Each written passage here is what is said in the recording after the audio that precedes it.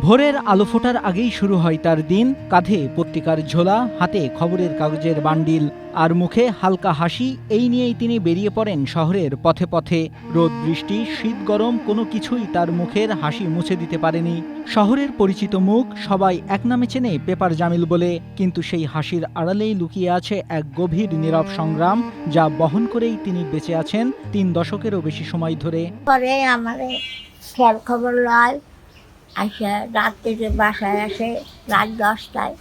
আইসা কয় ওই ব্যাগে ব্যথা আমার, বুঝছেন, আমার ঢাকা নিয়ে গেছিল, আমি অসুস্থ, তাই না, খাতি লড়তে পারি নেই, এখন দূরে দূরে খাই, আমার বাড়ি অসুস্থ।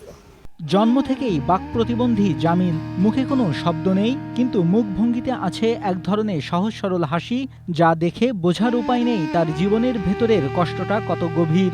শহরের অলিগলি, বাস স্ট্যান্ড, লঞ্চঘাট, সব জায়গায় তার এই হাসি মুখের উপস্থিতি পরিচিত। কথা বলতে না পারলেও মানুষের ইশারা, নাম আর চাহিদা তিনি খুব ভালোভাবেই বুঝে নেন। কেউ পত্রিকার নাম বললেই মুহূর্তেই ঝোলা থেকে সেটি বের করে দেন। টাকা লেনদেনেও কোনো ভুল হয় না তার। অনেকের কাছেই তিনি এখন শুধু একজন বিক্রেতা নন, একটি বিশ্বাসের নাম। ওই পেপার সারাদিন বিক্রি করে যা ইনকাম হয় তাই নিয়ে ওর মার নিয়ে সংসার চালাই খায়। ও প্রতিবন্ধী হলেও ও কিরুদের হাত পাতে না, সে মানুষের কাছে হাত পাতে না, সে ইনকাম করে খায়। প্রতিবন্ধী জামিল তার মাকে নিয়ে মানবতার জীবনযাপন করছে। আমি রাষ্ট্রের কাছে, সরকারের কাছে উদারত আহ্বান জানাবো, সমাজের বিত্তশালীদের প্রতি উদারত আহ্বান জানাবো জামিলের দিকে একটু দৃষ্টি দিতে। গোপালগঞ্জ সদর উপজেলার মিয়াপাড়া এলাকার তহম শেখ ও শিরিয়া বেগম দম্পতির ছেলে জামিল। 4 ভাই বোনের মধ্যে তিনি তৃতীয়। জন্ম থেকেই বাক প্রতিবন্ধী হওয়ায় শৈশব থেকেই জীবন ছিল কঠিন, কিন্তু তিনি কখনো সেই কঠিনতাকে মুখে আনেননি, বরং হাসি দিয়েই সামলেছেন সবকিছু। মাত্র 10 বছর বয়সে শুরু করেন পত্রিকা বিক্রি। সেই ছোট্ট বয়স থেকে শুরু হওয়া পথ আজ 30 বছরেরও বেশি দীর্ঘ। এখনো তিনি একইভাবে শহরের এক প্রান্ত থেকে আর এক প্রান্তে ছুটে চলেন হাসি মুখে, নীরবে, দায়িত্ব নিয়ে। অনেক সাংবাদিক কিন্তু 30 বছর একটানা সাংবাদিকতা করেন না, কিন্তু জামিল কিন্তু 30 বছর এই মিডিয়া অঙ্গনের সাথেই জড়িত, পত্রিকা বিক্রির সাথে জড়িত।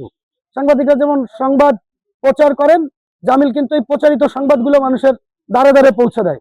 তো আমি সরকারের কাছে আবেদন জানাবো যে অনেক সাংবাদিকই তো সরকারের কাছ থেকে অনেক বড় বড় অনুদান পান।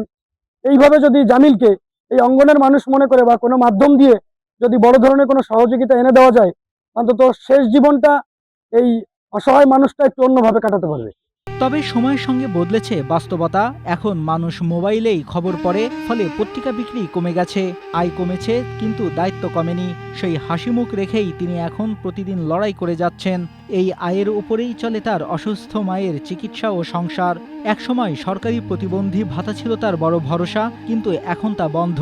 ফলে জীবন আরো কঠিন হয়ে উঠেছে। জামিল ভাই ওনার মার খুব দেখাশোনা করে, খুব কেয়ার করে। জামিল ভাই চিকিৎসা করতেও টাকা দিছে ওর মারে। জামিল কথা বলতে পারেন না, কিন্তু তার হাসি যেন বলে দেয় মানুষ কষ্ট লুকিয়ে বাঁচতে পারে, যদি তার ভেতর বেঁচে থাকার ইচ্ছাটা অটুট থাকে। Desk report, Asia post.